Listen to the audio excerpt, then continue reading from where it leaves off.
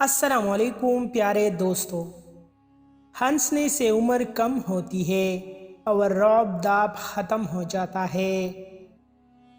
نیکی کے عوض نیکی حق ادائیگی ہے اور بدی کے عوض نیکی احسان ہے۔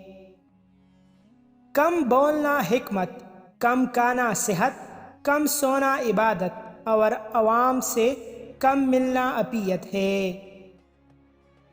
قرض دینا سخاوت کی علامت ہے اور حاجت مند کو بطور احسان دینا بخیلی۔ جو شخص خود کو حقیر سمجھتا ہے وہ دوسروں کی نظر میں معزز ہوتا ہے۔ نہ تمہاری محبت حد سے زیادہ ہو اور نہ تمہاری نفرت، تم جس سے نفرت کرتے ہو اس سے ہوشیار رہو۔